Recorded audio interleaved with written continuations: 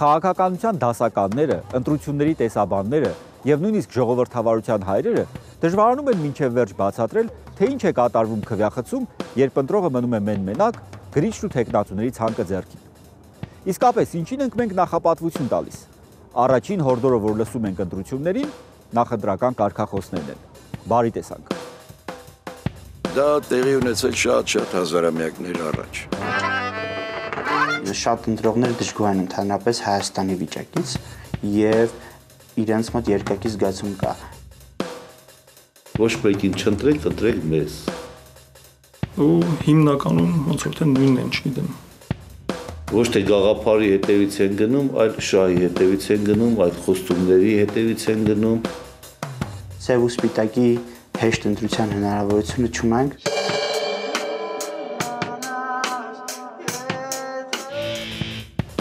Շատ ավելի զգայուն ենք կամ գերզգայուն ենք, եթե խոսքը վերաբերում է զոհին։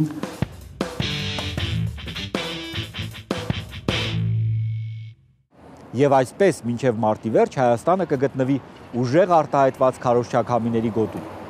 Այս ընթացքում օրենքը թեկնածուներին ասում է. հայրենիք, հաղթանակ, փոփոխություն, արդարություն, անվտանգություն կարող եք խոստանալ, բայց աշխատատեղ դեռ ոչ։ Սա իհարկե դժվարացնում է թեկնածուների եւ ընտրողների վիճակը։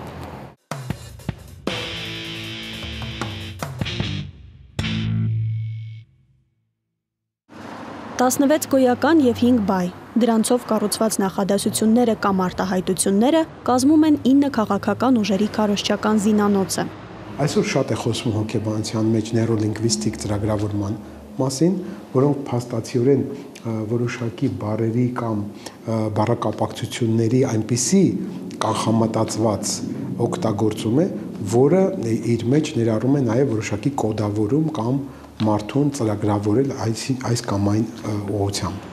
Խաչիկ Գալստյանը առանձնացնում է ամենակարևոր հնարքը՝ ազդեցությունը մարդկանց հույզերի վրա։ Այն շատ է կիրառվում պատերազմական իրավիճակներում։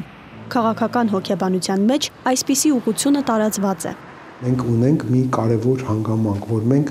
շատ ավելի զգայուն ենք կամ գերզգայուն ենք, եթե խոսքը վերաբերում է զոհին կամ ասենք մահացողին կամ տագնապի մեջ գտնվողին, որտեղ մենք ազգովի ապրել ենք այդպիսի պատմական իրավիճակներ եւ պատմական իրադարձություններ։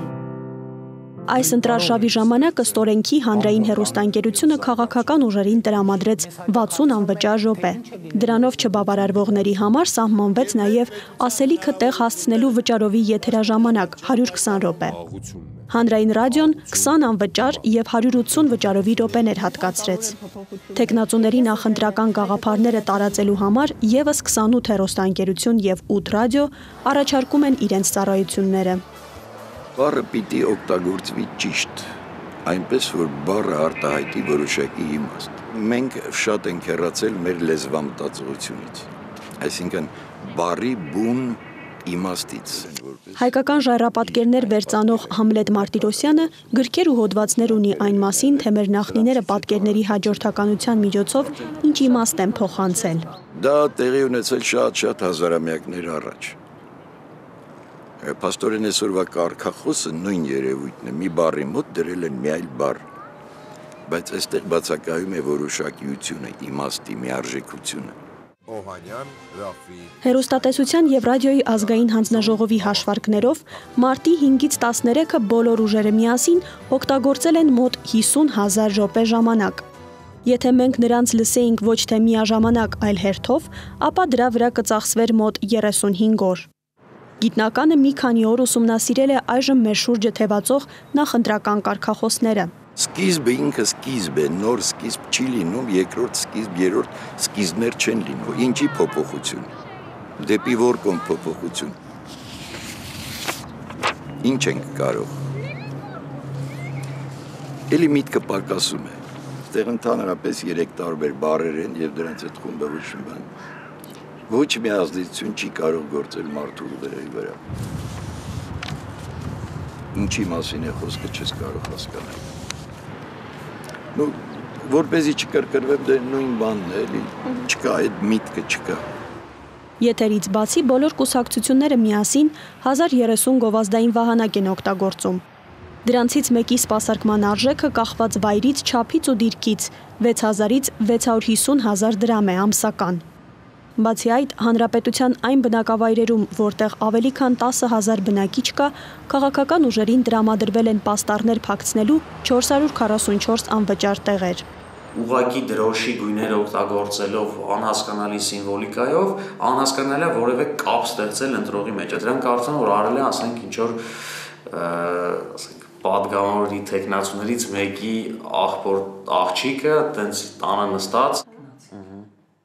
Էդուարդ Քանքանյանը հիմնականում չի հավանել արտաքին քարոզչական աշխատանքները։ Ամեն ինչ խցկած է մեկ խորհրդանիշի մեջ, չարաշահված է եռագույնը։ Միակ դրական կողմն այն է, որ որոշ նկարներից տեխնացուները ժպտում են։ Այդպես ոմանք ժպիտով, ոմանք էլ լուրջ ու մտահոգ կմնան պաստառներին մինչև լռության օրը։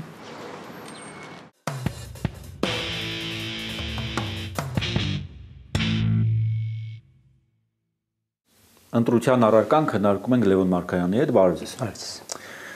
Մենք ունենք 9 քաղաքական ուժ եւ վարկանիշային ցուցակներով էլ ավելի քան 1100 տեխնացու։ Սա նշանակում է, որ այս օրերին մենք ունեցանք պաթոսի շատ մեծ խմբաքանակ։ Բոլորը ինչ որ բան են ասում եւ քանի որ քաղաքականությամբ Հայաստանում զբաղվողների մի ահռելի հատված քաղաքականություն հենց այդ ձեր նշած պաթոսի շրջանակներում է պատկերացնում, դրա համար էլ այդպիսի չափաբաժին ունենք։ Բայց ամեն դեպքում մենք նաև հնարավորություն ունենք տեսնել, թե ինչպես է Հայաստանի քաղաքական դիսկուրսը, ոնց են ոչ միայն սահմանափակ թվով մարդիկ, այլ բավական մեծ թվով մարդիկ, իրենց կողմնակիցները, չգիտեմ, շտաբերի անդամները, մամլոխոսնակները եւ այլն պատկերացնում քաղաքականությունը, խոսում քաղաքականության մասին։ Եվ ոնց են պատկերացնում։ Այս բազմազանության մեջ կողմնորոշվելը շատ բարդ է եւ շատ, չգիտեմ, փորձագետներ, ոլորտի մասնագետներ կարծում են, որ այս ամեն ինչում նաեւ ինչ որ դիտավորություն կարող է լինել չկողմնորոշվելու համար եւ եթե ինչ որ անձնական շահ կամ կուսակցական շահագրգռվածություն չունենք ընտրության գնալուց, ստիպված ենք ջանք գործադրել, այսինքն եթե նույնիսկ այս ընտրություններին չգործադրենք, մենք ամեն դեպքում մտնում ենք մի փուլ, որ պիտի գնանք այդ process-ին, տեսնել թե որ ուժեր ունեն, չգիտեմ, հստակ քաղաքական, տնտեսական ծրագիր, ոնց են պատկերացնում դրանց իրականացումը եւ ռացիոնալիզմը միայն, հա, կարող է մեզ շատ հեղեղուկ, բավականին հագեցած իրացիոնալ դիսկուրսից դուրս հանել։ 2012 թվականին էլի նույն թվով քաղաքական ուժեր կուսակցություններ են մասնակցում, տեսեք գլխավոր բառը կարգախոսն է եղել է պահանջիրը, էլի իհարկե կա մենք, հավատալ, վստահել, 5 տարվա ընթացքում այս մեծ բառերը իրականություն են դարձել որոշ քաղաքական ուժերի դեպքում։ Մենք տեսնում ենք, որ սրանք այսքան էլ կարգախոսներ չեն,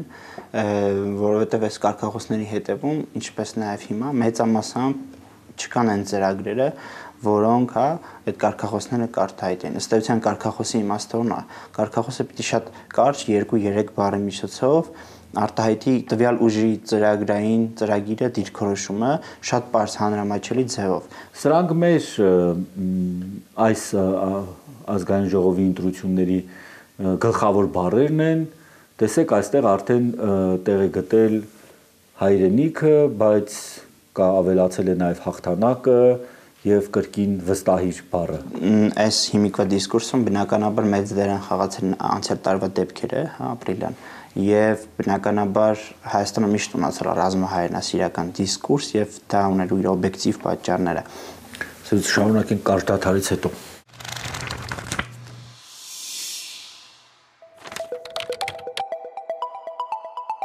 Նոր ազգային ժողովը կձևավորվի համամասնական ընտրակարգով։ Բոլոր քաղաքական ուժերի համար կտպագրվեն առանձին քվեաթերթիկներ, նույն գույնի եւ չափի։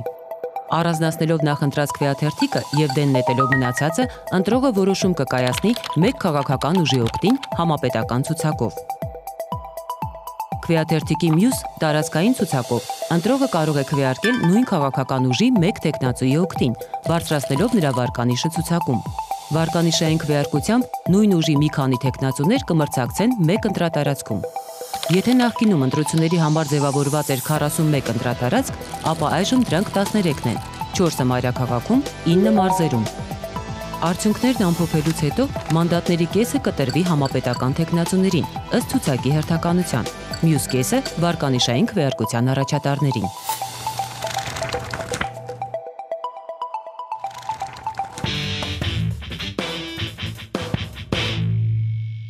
Դուք էլ նկատած կլինեք, որ արդեն բացահայտ ասում են, ոչ մեկին չընտրեք, ընտրեք մեզ։ Եվ այդ մարդկանց պիտի ինչ-որ կերպ վարձահատություն լինել։ Չգիտեմ, տեսակ հավատ չեն ներշնչում։ Մեկ մոռանա, որ մենք դեռ եվրոպացի չենք։ Սև ու սպիտակի հեշտ ընտրության հնարավորությունը չունենք, ոնց ունեցել ենք նախորդ ընտրությունների։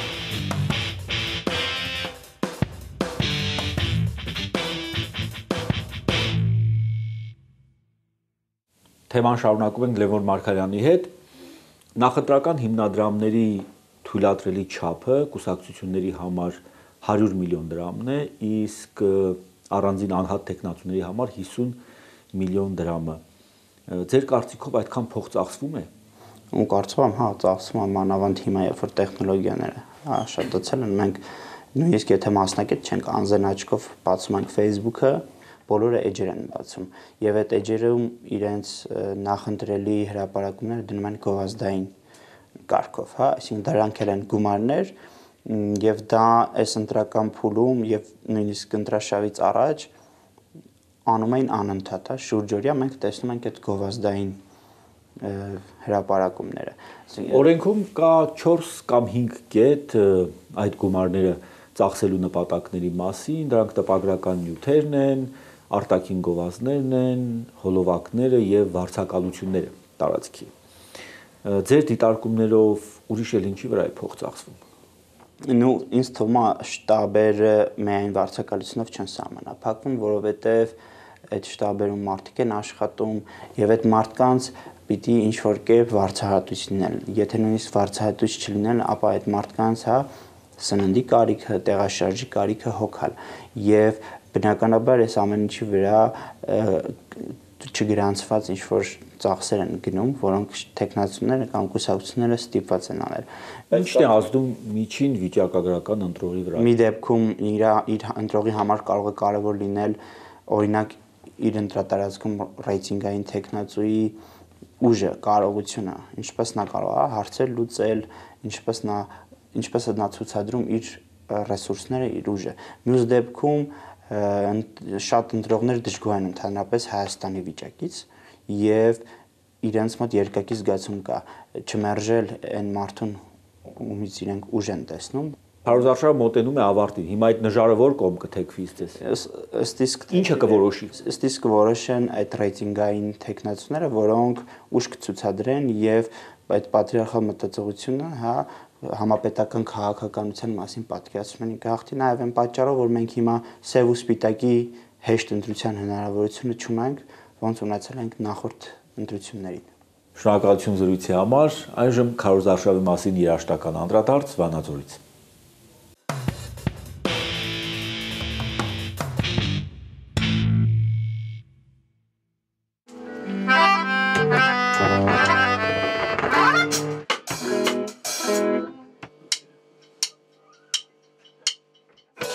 Ընտրությունների ժամանակ Տիրայր Մխիթարյանը համադրում է դիտորդական առաքելությունն ու երաժշտությունը։ Նրա կարծիքով այս քարոզարշավին քաղաքական ուժերի կարգախոսները մեկը մյուսից առանձնապես չեն տարբերվում ու չեն տպավորվում։ Այս բանը ես ինքս դիտորդ եմ, անկախ դիտորդ եմ ու տարբեր կուսակցությունների հետ, տենց դաշինքների հետ ինչ-որ դիտարկումներ մոնիտորինգ եմ անում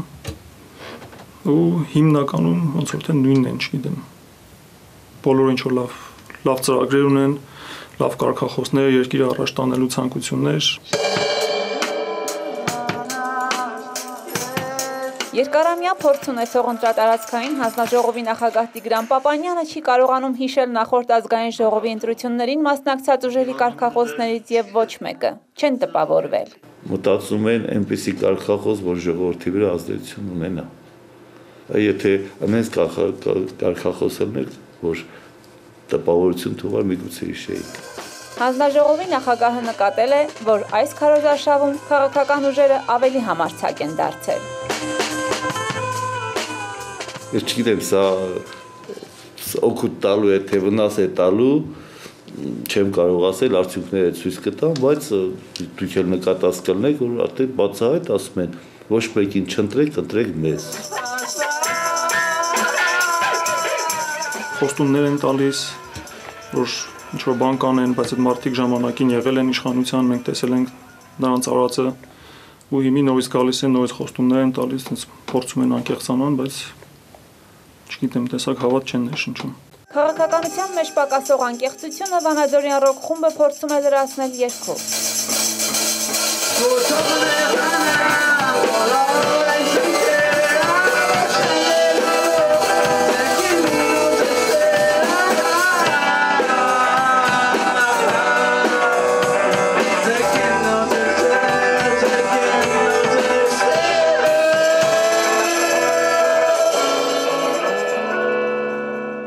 Ռոքը չպետք է լինի իշխանության կողքին, ասենց ասեմ, որովհետև ավելի շատ որպես բողոքի երաժշտություն հիմնականում իշխանության կողքին չի լինում։ Եվ բացառությամբ չգիտեմ Հայաստանի։ Բայց ընդհանուր բնույթը դա է։ Պետք է ավելի շատ եղնի ժողովրդի կողքին, հուզող հարցերի կողքին, խնդիրներ բարձրացնի։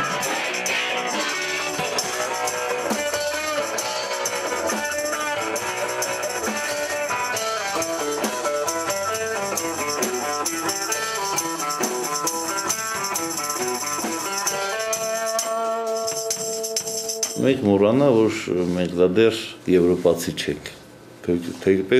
Թեպետ մեզ համարում ենք, որ շատ քաղաքակիրթ ենք եւ այլն, բայց ասիական շատ բաներ դա դեռ մեր մեջ կա, որ չի վերացել։ Ոչ թե գաղափարի հետևից են գնում, այլ շահի հետևից են գնում, այլ խոստումների հետևից են գնում։ Ասեն կարող ասեն դե սա էլ նույն բանն են, ասեն ոչ մի տարբերություն չկա, բայց այսա լավ մարդ է։ Նախընտրական քարոզարշավի մեկնարկից օրեր անց Վանաձորում թիվ 23 ընտրատարածքային հանձնաժողովն արդեն իսկ խախտումներ է արձանագրել։ Չնախատեսված վայրերում պաստառներ են փակցրել, նախատեսված վայրերում փակցված պաստառներն էլ պոկել են։ Երևի առաջին դեպքն է, որ նման բան կա Վանաձորում։ Մեր մարզի կտրվածքով նման բան ես ինֆորմացիա չունեմ, որ էլի եղել կա որևէ տեղ, նախկինում էլ չի եղել։ Քարոզարշավին սպառնացող ամենավեծ վտանգը Տիգրան Պապանյանն այլ տեղ է տեսնում։ Տեխնատուներն իրենց համակիրներին լավ չեն տեղեկացնում նոր ընտրակարգի մասին։ Եթե ընտրություններն անցկացվեին այսօր, 20%-ի քվեաթերթիկները կարող էին ճանաչվել անվավեր, կանխատեսում է նա։ Երևի չեն կարևորում, բայց ես գտնում եմ, որ շատ կարևոր է իրանք ասում եմ, իրանց ընտրազանգվածի հետ է իրանց հանդիպումը։ Եթե նրանք սխալ ընտրություն կատարեն, իրանք են ձայն կորցնելու եւ իրանց կուսակցությունը։ Ազգային ժողովի ընտրություններին Լոռու մարզն ընդգրկված է 1 ընդհանուր, թիվ 9 ընտրատարածքում։ Վանաձորում կգործեն թվով 58 ընտրատեղամասեր, որոնցից միայն 4-ում տեսախցիկ չի լինի։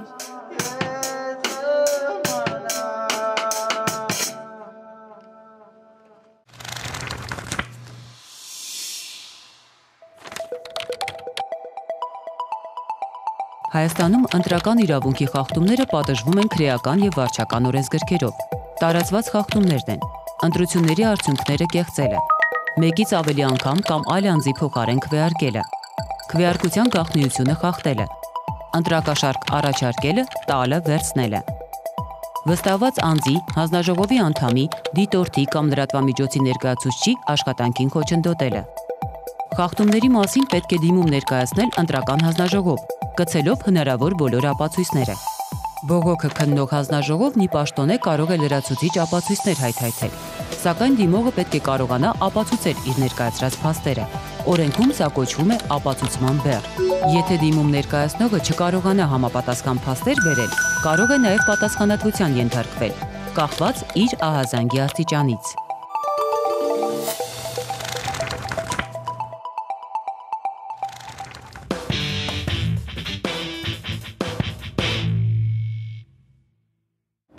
Այս քարոզարշավը մի դրական կողմ հաստատ ունի։ Այն շուտով ավարտվելու է, ապրիլի 1-ին։ Ճիշտ է այդ օրը լռության օր է, բայց մենք խոսելու բան շատ կունենանք։ Դիտեք ընտրության առարկայի մեծ դասամիջոցը եւ մնացեք բարյավ։